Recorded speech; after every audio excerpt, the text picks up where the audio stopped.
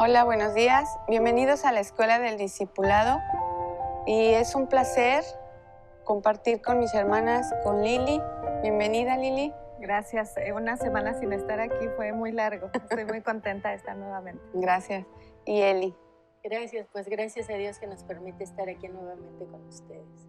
Pues el día de hoy vamos a escudriñar en Éxodo 21, de los versos 12 al 36.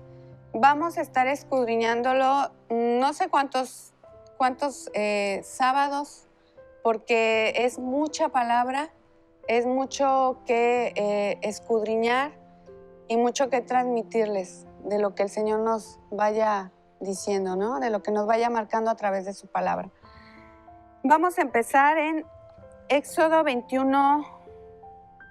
Dice que el título son casos de daños personales, pero esto depende de cada versión. Por ejemplo, esta versión es Nueva Traducción Viviente. En la Reina Valera lo presenta como leyes sobre actos de violencia. ¿En el tuyo, Lili? Versión Peshitta, leyes relativas a compensaciones y sanciones. Ok.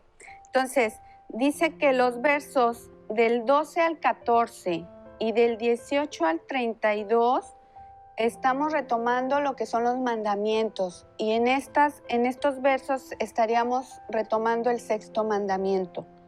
En el verso 15 y 17 estaríamos retomando el quinto mandamiento, que es honrar a nuestro padre y a nuestra madre. Y el verso 16 es el octavo mandamiento, que es no robar o no hurtar.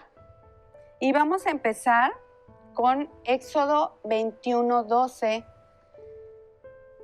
Si lo quieres leer, Lili, por favor. Claro que sí. Aquel que hiera a una persona causándole la muerte, se le dará muerte irremisiblemente. Ok. Recordemos en las clases pasadas que veíamos los mandamientos individualmente. Decía que el asesinato es la acción de causar muerte a otra persona. Pero decía que había tres tipos de causar la muerte. Uno era por alevosía, que se realiza traición y o cuando se sabe que la víctima no va a poder defenderse. El otro es por ensañamiento, que era aumentando deliberada e inhumanamente el sufrimiento de la víctima. Esto viene en Hechos 7, 54, 60. Y la tercera es la concurrencia de precio, que era cometiendo el crimen a cambio de una retribución económica o material. Esto viene en Mateo 26, 14, 25. Recordemos que el Antiguo Testamento y todo lo que en él se presenta, lo que el Señor nos da para que conozcamos, aprendamos y lo pongamos en práctica, es un reflejo de lo que Él vino a hacer por nosotros, lo que es el Nuevo Testamento. Entonces, dice que cualquiera que agreda y mate a otra persona será ejecutado. Pero ¿cómo sería entonces? Yo voy y mato porque alguien mató, ¿no? Le quito la vida. Vamos a seguir escudriñando. Me manda de Éxodo 21, 12 a la referencia de Levítico 24, 17, que dice: el que le quite la vida a otra persona será ejecutado. Aquí es muy importante cuando dice la persona, y hago énfasis porque, bueno, el Señor tiene un amor muy grande por nosotros, y nos lo dice en Génesis 1, 26, que dice: entonces Dios dijo, hagamos a los seres humanos a nuestra imagen para que sean como nosotros. Ellos reinarán sobre los peces del mar, las aves del cielo, los animales domésticos, todos los animales salvajes de la tierra y los animales pequeños que corren por el suelo. Aquí el Señor nos está mostrando el amor que tiene por nosotros al habernos hecho a imagen y semejanza de Él perfecta. Y que aparte nos entregó el señorío para poder nosotros dominar a todo tipo de animales. ¿Tú qué piensas, Lili? Yo creo que estamos hablando de ley, ¿no? Ujú. En el Antiguo Testamento estamos hablando de una ley física, Ujú. pero ya conforme vamos a ir escudriñando nos vamos a dar cuenta que esto también habla de una ley espiritual. Así es. Entonces, quien vaya contra la ley merece una muerte. En el caso de lo que estamos leyendo de Éxodo se refiere a una muerte física, y cuando vayamos escudriñando vamos a ir entendiendo que también nos está hablando de una muerte espiritual. Espiritual, así es.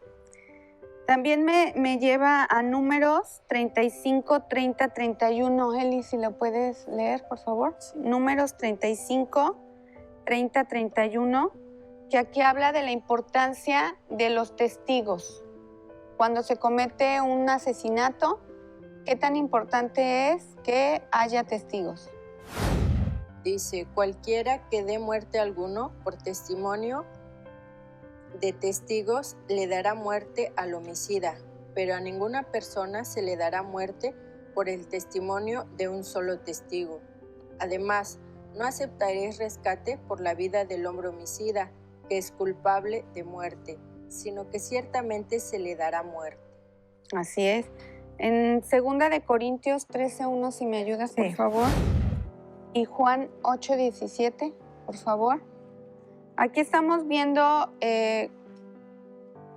también cómo cuando tenemos un testigo, es muy fácil que tú puedas hacer cambiar su testimonio, ¿no? Entonces, por eso el Señor demanda que sean 2 o más testigos para ya señalar si hubo algún asesinato o alguna, no sé, algún daño. ¿Sí? ¿Lo puedes leer, Sí, por favor? Juan 8:17 Ujú. dice, y en vuestra ley está escrito que el testimonio de 2 hombres es verdadero. Y 2 de Corintios 13:1, esta es la tercera ocasión que estoy dispuesto para ir a ustedes, para que por boca de 2 o 3 testigos se confirme todo asunto. Amén. Otra referencia que tenemos es la de Génesis 9:6, que dice, si alguien quita una vida humana, la vida de esa persona también será quitada por manos humanas.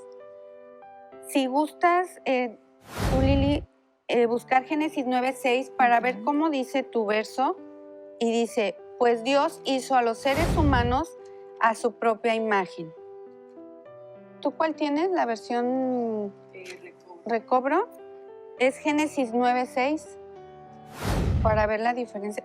Por favor. Génesis 9:6, versión Peshitta.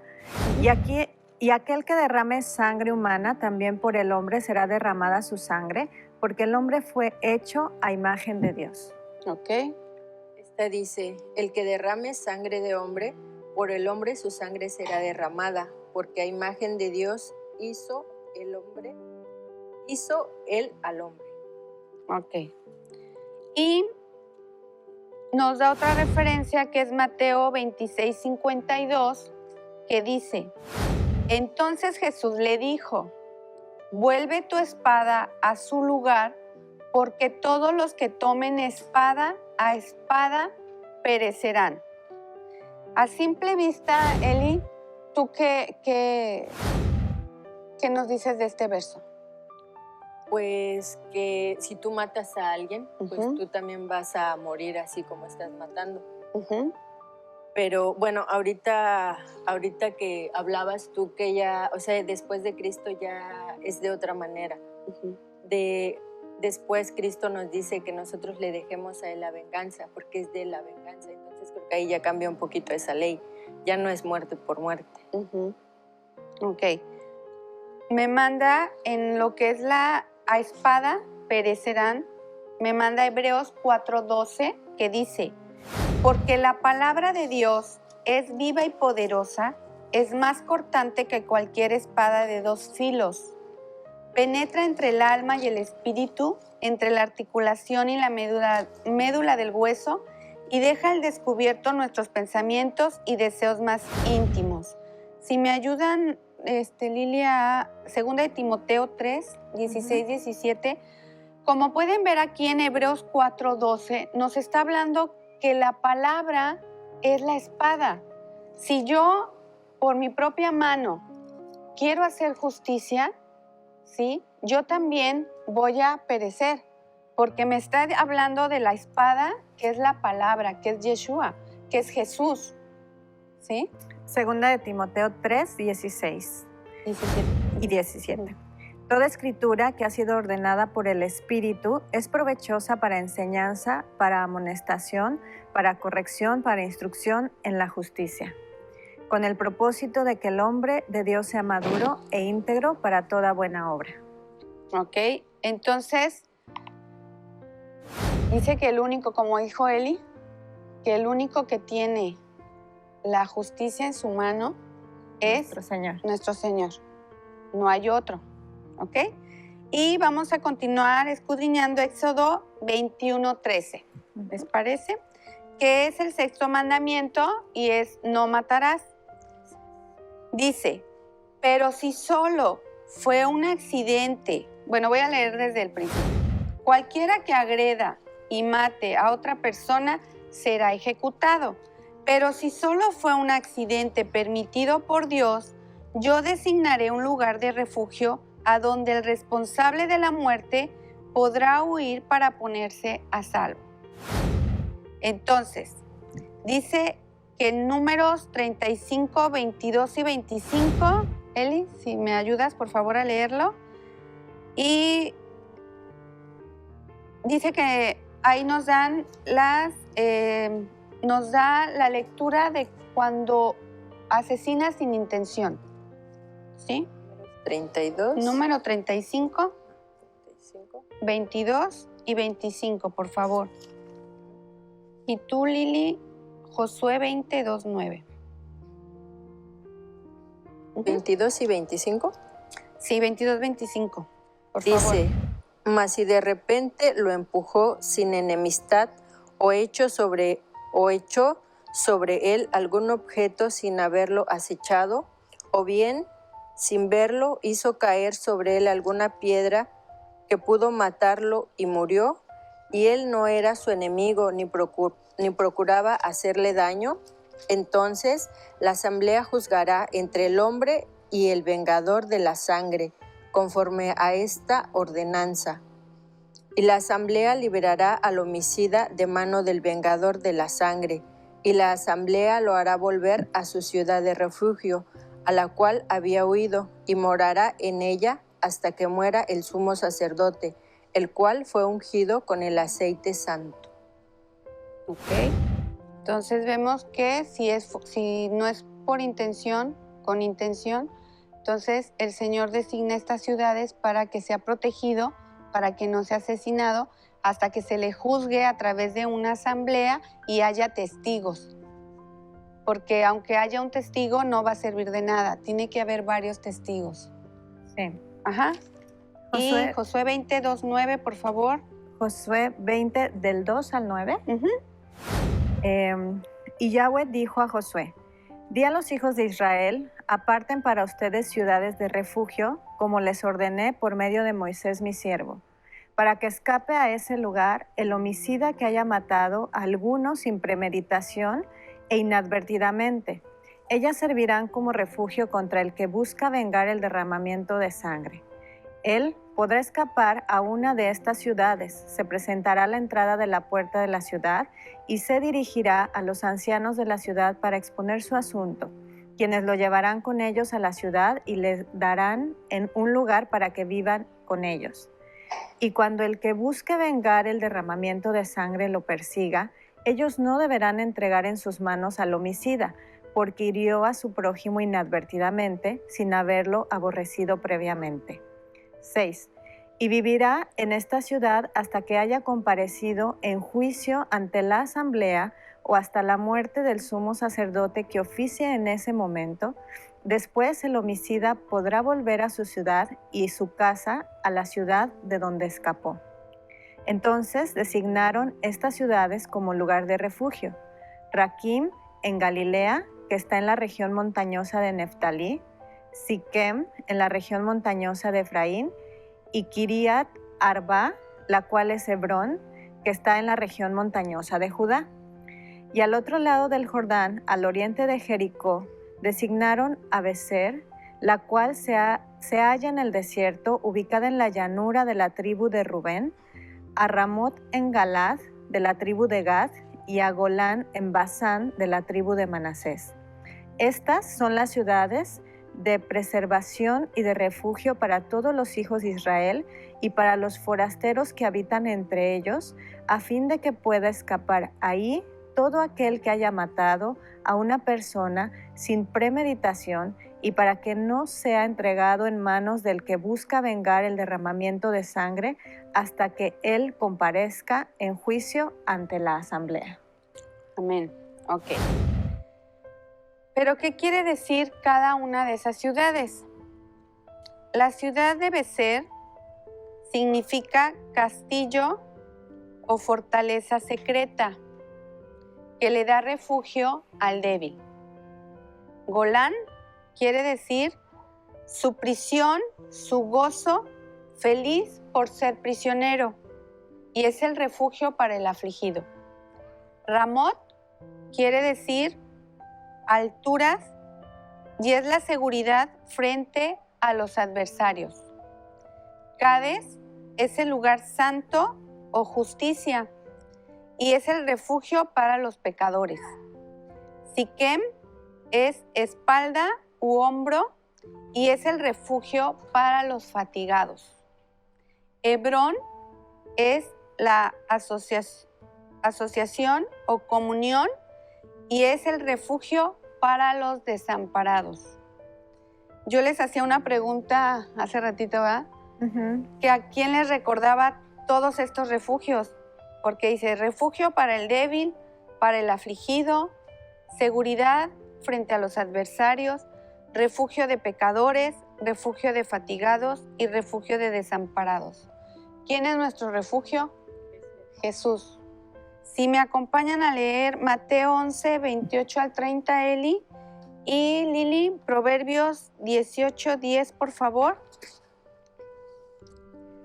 Me gustaría solo decir que Sí. aquí me llamó la atención que son ancianos y sacerdotes los que están en las ciudades de refugio. Entonces, de alguna manera, ancianos y sacerdotes reciben para proteger a estos homicidas. Y entonces, ahorita que hablas de Yeshua, de Jesús, también me imagino cómo en nuestras congregaciones hay personas que el Señor ha levantado o que son ancianos porque tienen un conocimiento profundo de la palabra y personas que están en algún ministerio, y cuando nosotros llegamos a esta ciudad de refugio, nos acogen y el Señor es bueno con nosotros. Amén. Mateo 11, 28 al 30. Sí, dice, venid a mí todos los que trabajáis arduamente y estáis cargados, yo os haré descansar. Tomad sobre vosotros mi yugo y aprended de mí, que yo soy manso y humilde de corazón, y hallaréis descanso para vuestras almas, porque mi yugo es fácil y ligera mi carga. Y Proverbios 18:10, Torre fuerte es el nombre de Yahweh, a él correrán el justo y el fuerte. Y Proverbios 14, 26. Proverbios 14, 26. 26. Salmo 71, 3. El testigo veraz libra vidas, pero el testigo falso declara engaño. Okay. Salmo 71, 3. Y Salmo 18, 2, por favor. Dice, sé para mí una roca de habitación a la cual pueda recurrir continuamente. Tú has dado mandato de salvarme, pues mi roca y mi fortaleza eres tú. Salmo 18, voy a leer desde el 1. Sí, está bien. Te amaré, oh Yahweh, fortaleza mía y mi confianza, refugio mío y mi libertador, el Dios fuerte en quien confío, mi ayudador, el poder de mi salvación y mi glorioso refugio. Amén. Amén. Entonces, la ciudad de refugio está tipificando a Jesús, a nuestro Salvador. Y nosotros corremos hacia Él para refugiarnos, porque creo que es el único que realmente conoce nuestro corazón y sabe lo que estamos sintiendo o por lo que estamos pasando. Y a lo mejor te puedes acercar a alguna persona y hacerle el comentario de lo que te está pasando, pero recordemos que cada persona tenemos una perspectiva diferente. Entonces, el único que es justo y que realmente escudriña los corazones, pues es Jesús, que nos conoce realmente como es. Susana, ¿y crees que en la organización que tenían las ciudades de refugio, es una pregunta, Sí. la organización que tenían las ciudades de refugio representaría el cuerpo de Cristo? Mira, efectivamente, estamos hablando de que son 6 ciudades de refugio, ¿sí? Pero están divididas por el río. Son 3 de un lado y 3 del otro. Entonces, el número 6 tipifica ¿a quién? ¿A quién representa el número 6? Al hombre pecador, ¿sí? El número 3, estamos viendo que hay una separación, entonces son 2 grupos de 3. Entonces, el número 3 a quien tipifica, La Trinidad de Dios. Al Dios triuno, ¿no? Ok. Y estamos hablando de que son 2 grupos de 3. El número 2, ¿qué tipificaría? El número 2 nos da, es la confirmación de que el Señor, ¿sí?, está entre nosotros en estas ciudades como ciudad de refugio. Él está entre nosotros para estarnos protegiendo, para estarnos cuidando o para recibirnos cuando nosotros vamos cargados. Eso tipifican estas ciudades de refugio. Pero dice que el total de ciudades fueron 48. Entonces, son 48 ciudades. Si nosotros multiplicamos 2 números para que nos den el 48, ¿cuál sería? 6 por 8. 6 nuevamente, el número de hombre, y el 8, la eternidad, la resurrección. Entonces, estas ciudades de refugio, ¿cuál es realmente el propósito? ¿Cuál creen que sea el propósito? Guardarnos para la vida eterna, para la resurrección. Así es. Eli. Igual, resguardarnos. Es resguardarnos para que nosotros confiemos y descansemos en el Señor para empezar una nueva vida, para la resurrección. Ese es el propósito de estas ciudades de refugio, darle la entrada al hombre pecador para que en descanso con el Señor resurjamos. Hay una resurrección con Él. Entonces, Sí. al final, la ciudad de reposo es Jesucristo. Jesucristo. Él es nuestro reposo. Entonces. Él es nuestro reposo. Amén. Bueno, vamos a continuar con Éxodo 21:14. Y es igual el 6º mandamiento, no matarás. Y dice, sin embargo, si alguien mata a otra persona a propósito, tendrán que agarrar al responsable, aunque esté frente a mi altar, y matarlo. Cuando yo leí este verso, no entendía, de verdad no entendía qué era estar enfrente a mi altar. Yo no entendía. Yo decía, Señor, ¿qué me estás enseñando? ¿Qué me quieres decir? Y habla en Primera de Reyes 1:50, habla de la historia de Adonías, que cometió un acto donde lo querían agarrar para darle muerte. Pero él fue y se escondió en el templo y dice que se tomó de los cuernos del altar y que el sumo sacerdote aún así dijeron, sácalo de ahí y se le va a dar muerte. O sea, aunque tú te escondas, ¿sí? Yo es lo que logré entender. Aunque tú te escondas, o sea, el Señor es justo y el Señor va a cumplir su ley. Y a veces se utiliza la palabra y se tuerce para los fines convenientes a cada hombre. Yo es lo que pude percibir de esto. Pero la palabra nos lleva a Primera de Reyes 2, del 28 al 34. Si me acompañas a leerlo, Eli. Primera de Reyes del 2 al 28 al 34. Dice, en otras versiones dice que en el verso que se ensoberbece o que se enfurece cuando matas a alguien. Se ensoberbece o enfurece. Y ensoberbecer quiere decir causar o excitar soberbia en alguien. Y en la segunda definición dice, dicho del mar o de las olas, agitarse, alterarse, encresparse. Y de ahí me fui a lo que son los sinónimos de soberbia, porque para mí es más fácil comprender una definición. Dice que los sinónimos de soberbio es altivez, inmodestia, presunción, orgullo, fatuidad, humos, altanería, arrogancia, vanidad, engreimiento, pedantería, ínfulas, impertinencia, jactancia, endiosamiento, suficiencia, aires. También dice que es fanfarrón, estirado, fatuo, ufano, altivo, creído, altanero, soberbio y orgulloso. Entonces, ¿por qué me fue a investigar esto? Porque decía que si alguien mata a otra persona a propósito,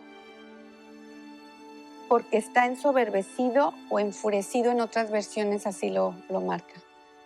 Vamos a continuar leyendo el verso después de unos mensajes.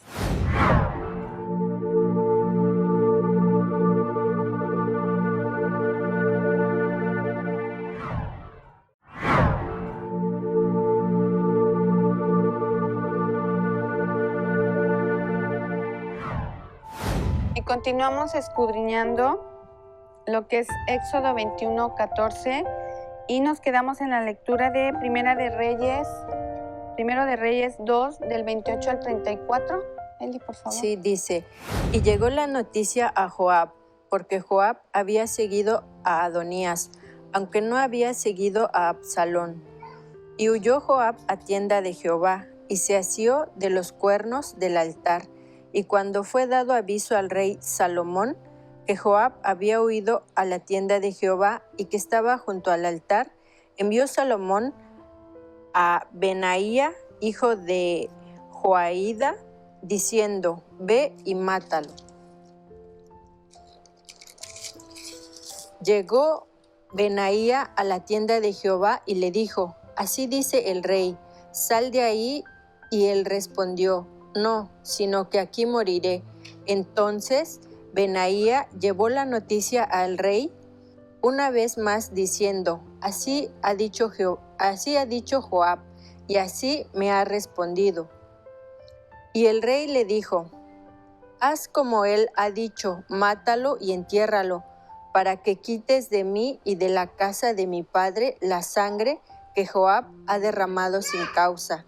Y Jehová hará volver su sangre sobre su cabeza, porque él ha arremetido contra dos hombres más justos y mejores que él mismo, y los mató a espada, sin que mi padre David lo supiese, es decir, a Abner, hijo de Ner, capitán del ejército de Israel, y a Amasá, hijo de Jeter, capitán del ejército de Judá.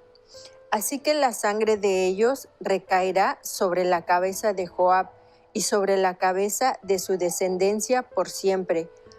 Mas sobre David y sobre su descendencia, sobre su casa y sobre su trono habrá paz perpetuamente de parte de Jehová. Y Benaía, hijo de Joiada, arremetió contra él y lo mató, y fue sepultado en su propia casa en el desierto. Como vemos aquí,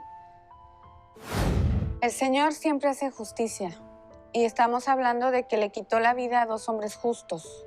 Entonces, el Señor protege a sus hijos, ¿no? A los que buscan de Él, a los que Temen. le temen, le respetan y tratan de agradarlo en sus mandatos, ¿no? Sí, bueno, me gustaría leerte también Juan 8:44 que dice, vosotros sois de vuestro padre el diablo y los deseos de vuestro padre queréis hacer. Él ha sido homicida desde el principio y no ha permanecido en la verdad, porque no hay verdad en él. Cuando habla mentira, de lo suyo habla, porque es mentiroso y padre de mentira. Ok, estamos viendo también que el Señor confirma, ¿no?, que hay dos tipos de hijos, los hijos del diablo o los hijos de él. Entonces, en la palabra nos refiere versos muy específicos de lo que es abominación para él, lo que al Señor no le agrada y que muchas veces nosotros damos como o lo pasamos por alto, pero recordemos que el Señor, como esa espada, ¿sí?, es el que te redarguye, es el que te quebranta y es el que te muestra como el abacro, ¿sí?, lo que tú estás haciendo o dejando de hacer.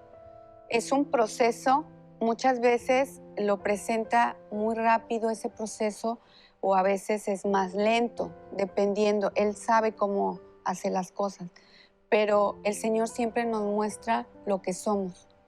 Entonces, si nosotros somos asesinos, porque recordemos que no nada más con la espada física o con el cuchillo, con una pistola, con una piedra, asesinamos. Recordemos que también el Señor nos dice que con el simple hecho de pensar ya estamos asesinando contra nuestro prójimo. Y creo que de este verso es la enseñanza, ¿no?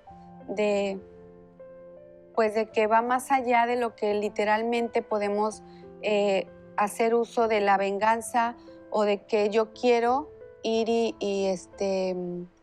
¿cómo se dice? Desquitarme, ¿sí? O aplicar mi propia ley, ¿no? Que pues muchas Hacer justicia por propia hacer mano. justicia por mi propia mano. Sí. ¿Sí? Y cuando estuvimos analizando los mandamientos, ¿te acuerdas cuando hablamos de no matarás? Ajá.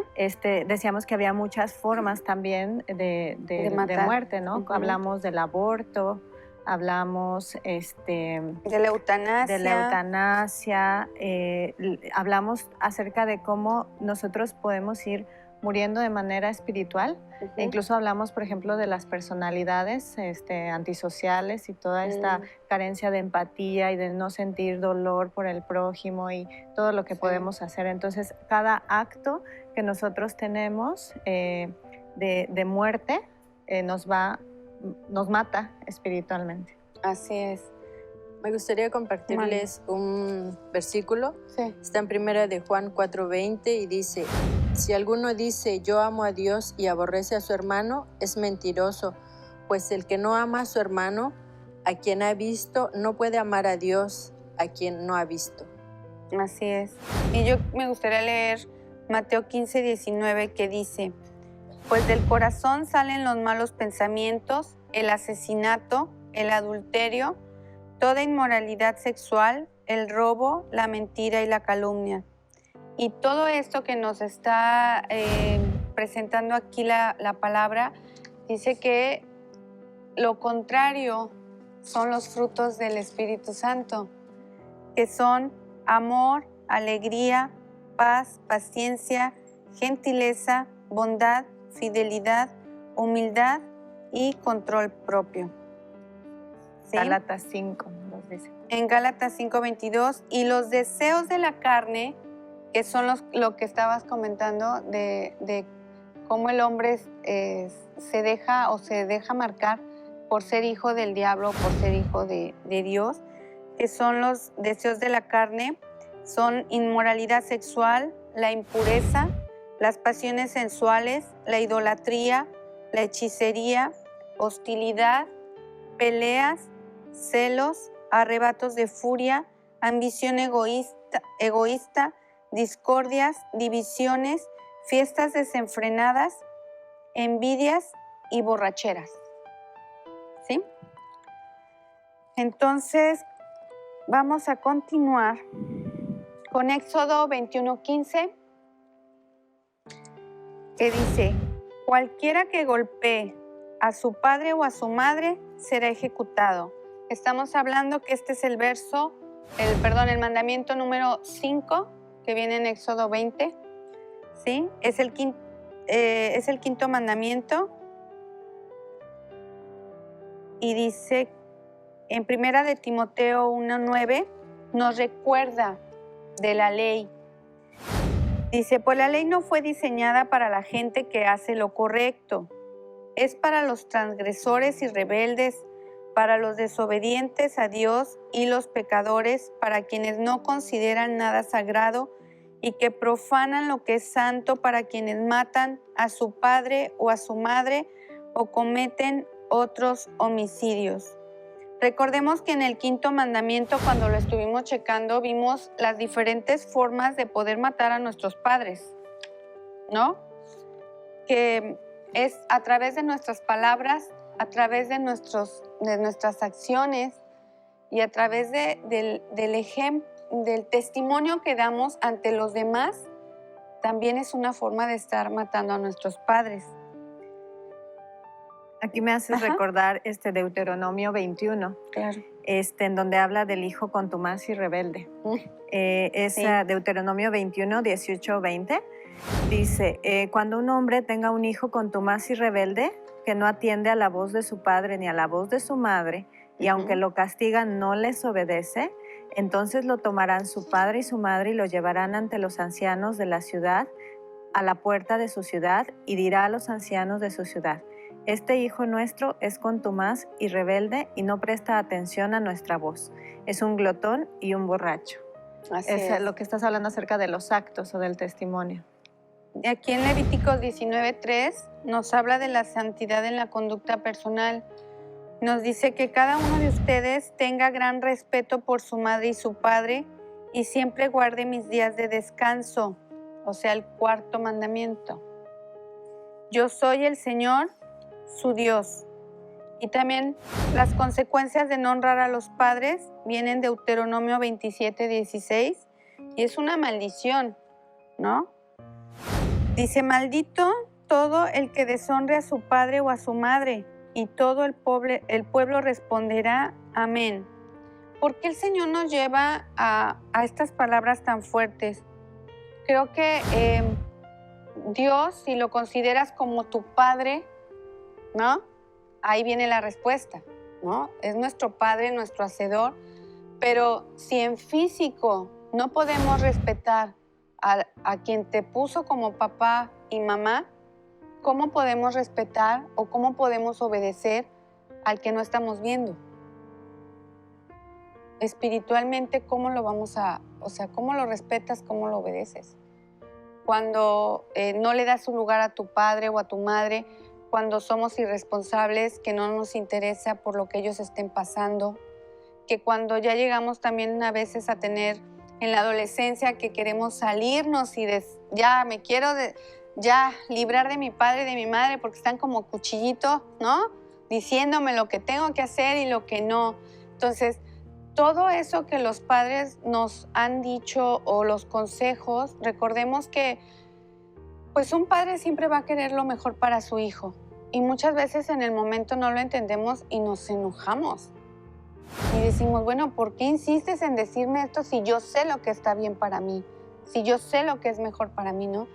Entonces, aquí nos dice, por ejemplo, cómo debemos honrarlos, cómo debemos de respetarlos para entonces nosotros poder honrar y respetar a que es nuestro verdadero Dios, nuestro verdadero Padre, ¿no? Entonces, dice que también nos da una bendición en el mandamiento. Cuando nosotros honramos y respetamos a nuestros padres, nos da largura de vida y prosperidad. Yo conozco una persona que quiere mucho a su mamá, quería porque ya murió, y de verdad la cuidaba, la respetaba, la obedecía, pero era una cosa muy bonita, porque al mismo tiempo esta persona estaba haciendo su vida, ¿no? Con su pareja, pero para esta persona la mamá era algo muy, muy grande. Y cuando ella estaba ya enferma y que no podía ella valerse por sí misma, él, su pareja bañaba a esta persona, a la mamá, y él se dedicaba a ponerle su cremita en el cuerpo, la peinaba. Entonces, no sé, hay ejemplos de ese tipo de cómo el amor se manifiesta de muchas maneras hacia una madre. Y ya estoy hablando de que la señora pues ya era grande, ya tenía como 70 y tantos años y ya no se podía valer por sí misma. Entonces, dicen mucho también que como veas cómo tratan a la mamá, es como te van a tratar a ti como mujer. Y como tratas al padre, es como van a tratarte a ti como pareja, como esposo. Y sí tiene mucho que ver, ¿no? Porque es nuestra enseñanza, es nuestra forma de vida, la que muchas veces llevamos y plasmamos ya en nuestra vida personal, ¿no? Que tiene que ver con con quien nos da la vida, ¿no? En un sentido amplio, en nuestro creador. A mí me hiciste pensar en la parábola del hijo pródigo, en donde, porque me decías, ¿cómo es que nosotros no logramos respetar o no le damos el valor si no lo damos a nuestros padres, cómo se lo vamos a dar a un Dios que no podemos ver? Podemos sentir y está aquí, pero no lo podemos ver.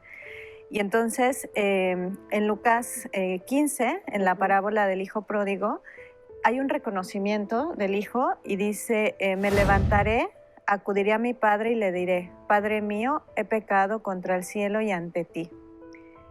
Y después entonces el padre contesta o dice, porque este hijo mío estaba muerto, a propósito de que estamos hablando de muerte, y ha vuelto a vivir, estaba extraviado y ha sido encontrado. Y luego empezaron a regocijarse. Entonces hay un reconocimiento de lo que no hizo adecuadamente el hijo y regresa al padre, y el padre, que es justo, en vez de reprenderlo, le pone la mejor ropa, lo cobija, lo abraza y lo lleva de nuevo a casa. Es como las ciudades de refugio, ¿no? Así es. Antes de que se oiga tu testimonio, eres recibido, ¿no?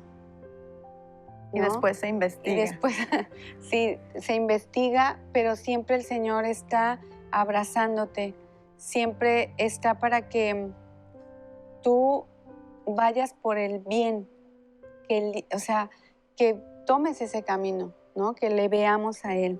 Por eso cuando nosotros damos testimonio de nuestro Padre, las personas empiezan a decir que quieren conocer a nuestro Dios, porque es la manera en que se puede palpar que Él está aquí, que nos cuida, que nos protege, que nos ama, y entonces otros voltean la mirada para saber quién es este Dios que nos sostiene. Amén. Vamos a seguir con... escuchen... Ok. Vamos a continuar con Éxodo 21:16. Y estamos hablando del 8º mandamiento, que es no robarás. Dice, recuerden que, bueno, he tomado lo que es la Nueva Traducción Viviente para poner los versos. Éxodo 21:16, todo secuestrador será ejecutado, ya sea que encuentre a la víctima en su poder o que ya la haya vendido como esclavo.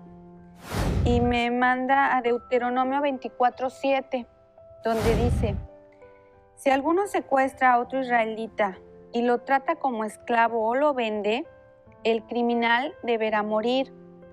De ese modo limpiarás la maldad que haya en medio de ti.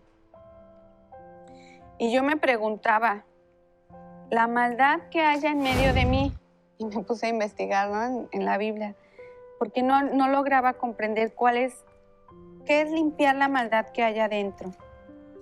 Y me mandó a Deuteronomio 13:5, y sus referencias de este verso son Deuteronomio 17, 17, 19, 19, 21, 21 y 22, 21. Dice, los falsos profetas o los soñadores que traten de descarriarte serán ejecutados porque fomentan la rebelión contra tu Dios, quien te libertó de la esclavitud y te sacó de la tierra de Egipto, ya que tratan de desviarte del camino que el Señor tu Dios te ordenó que siguieras. Tendrás que quitarles la vida. De esa manera eliminarás la maldad que hay en medio de ti. Y no entendí, la verdad. La verdad no entendí. Y me lleva, otra vez, la maldad que hay en medio de mí me lleva a 1 Corintios 5:13. Dios juzgará a los de afuera, pero como dicen las Escrituras, quiten al malvado de entre ustedes. Bueno, voy a seguir leyendo. Luego dice, malvado. Jueces 20:13. Entréguenos a esos hombres malvados, a esos perturbadores de Gibeá, para que los ejecutemos y así purifiquemos a Israel de semejante maldad. Pero los de Benjamín no quisieron escuchar. Entonces aquí ya comprendí algo. En el Antiguo Testamento tenían que sacar a la persona que estaba haciendo mal a la congregación. Entonces la tenían que sacar para que no siguiera esparciendo su maldad. ¿Sí? Ok. Me voy a Mateo 18, 17. Si aún así la persona se niega a escuchar, lleva el caso ante la iglesia. Luego, si la persona no acepta la decisión de la iglesia, trata a esa persona como a un pagano o como a un corrupto cobrador de impuestos. Y sigo leyendo. Romanos 16, 17, 18. Y ahora, mis amados hermanos, les pido algo más. Tengan cuidado con los que causan divisiones y trastornan la fe de los creyentes al enseñar cosas que van en contra de las que ustedes se les enseñaron. Manténganse lejos de ellos. Tales personas no sirven a Cristo, nuestro Señor. Sirven a sus propios intereses. Con palabras suaves y halagos engañan a la gente inocente. Tito 3:10. Si entre ustedes hay individuos que causan divisiones, dales una primera y una segunda advertencia. Después de eso, no tengas nada más que ver con ellos. Entonces, ¿el malvado quién es? ¿Quién es el que vino a asesinar? Satanás, a matar y a destruir. A destruir, ¿no? Querer ponerse por encima de. Ok. Entonces, ¿cuál es la maldad que yo tengo? La que está en medio de mí.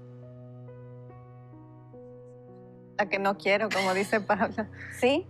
Entonces, como leíamos en el anterior, todas nuestras concupiscencias, esa es la maldad que hay dentro de mí, que está entre mí y Dios. Que es la naturaleza pecaminosa. Es lo que ya al final pude comprender. Que esa maldad, porque decía, ¿cuál maldad que hay en medio o dentro de, o sea, en medio de mí? O quitar la maldad, ¿no? Y dice que tenemos que también, la pastora nos dice mucho que tenemos que pedir el don de discernimiento de espíritus para nosotros poder identificar cuando haya alguien ajeno o que quiere venir a dividir esta congregación y también entre nosotros mismos, porque recordemos que pues seguimos pecando, que siguen saliendo nuestras concupiscencias y que no es Satanás mismo el que hace todo, ¿no? Como echarle la culpa a Satanás, no. somos nosotros mismos los que ahora sí que por nuestros pensamientos somos los que le damos el alimento para que se siga, ¿cómo se dice? Alimentando ese sentimiento, esa actitud, ese comportamiento. Pero déjenme decirles que duele mucho cuando el Señor te confronta, cuando el Señor te quebranta. Es lo que yo les comentaba, ¿no? Que dices tú, pero ¿cómo yo voy a estar mal? Y hay una relación así como que, espérame, pero ¿por qué yo? ¿No? Y empieza el Señor a trabajar en ti y es un proceso que lleva tiempo, porque imagínate que te estén ahí apachurrando y diciendo, es que eres así, ¿no? Y no viene de otra persona, o sea, viene de arriba, del que realmente te conoce tu corazón, al que realmente no lo podemos engañar. Entonces sí es difícil y sí duele, pero creo que es un proceso que te lleva a la madurez. Y creo que cada uno tenemos un proceso diferente. Y es a lo que nos llama el Señor, ¿no? A que nos rindamos en Él, a que pongamos toda nuestra confianza en Él. Pero lo más importante es que recuerden que ya los tiempos están muy cercanos a la venida del Señor. Ya cada vez se manifiestan más situaciones en el mundo. Ya cada vez el Señor está despertando corazones, está derramando su sabiduría, su conocimiento, su entendimiento a muchas personas para que nos pongamos a trabajar, porque ya el tiempo está corto, ya Él viene. Entonces, a mí sí me marca mucho el hecho de que pues va a venir y te tiene que encontrar haciendo que Lo que Él mandó. lo que Él mandó o lo que mi bueno a carne sus quiere, ojos. ¿no? Entonces sí es algo que para estar pensando, para estar analizando, para estar orando, ¿no? Y para estar yendo a la palabra para que el Señor nos esté hablando continuamente. Es un proceso que duele, pero al final te trae mucha recompensa, te trae madurez, te trae tranquilidad, te trae mucha paz. Y es lo que decían, se refleja y da testimonio para quien está siguiendo, ¿no? Me quedé pensando en lo del secuestrador. Uh-huh. Y me vino a la mente alguna vez cuando estaba estudiando la violencia en la pareja, Uh-huh. decían que era como un secuestro en dosis. Iba la mujer perdiendo hasta que estaba totalmente esclava de quien la violentaba. Pero entonces pienso en muchas cosas, como por ejemplo en el suicidio, en la infidelidad, en todas las obras de la carne que hemos hablado. Es como si Satanás secuestrara, ¿no?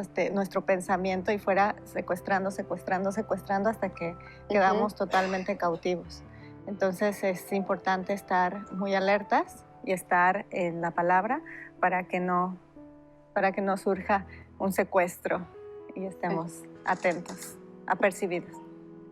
Tú como psicóloga, Lili, has tenido muchas experiencias con pacientes. ¿Hay algún caso que te haya marcado de secuestro? De no secuestro como tal, pero sí de quitarle la libertad. Sí. Yo creo que aquí lo que más se observa en una situación así es la muerte espiritual. Y la pregunta es, ¿cómo es que llegamos ahí? ¿No? Ciertamente hay cosas que son externas, pero mucho de lo que vamos viviendo tiene que ver con las decisiones que tenemos en relación a nuestros pensamientos y a nuestras acciones. Si no estamos en la palabra. Bueno, pues muchas gracias. Hemos llegado al final de esta escuela del discipulado. Muchas gracias, Eli. Gracias a Dios. Y muchas gracias, Lili, por estar aquí. Placer. Y que Dios Gracias los bendiga. Hasta luego.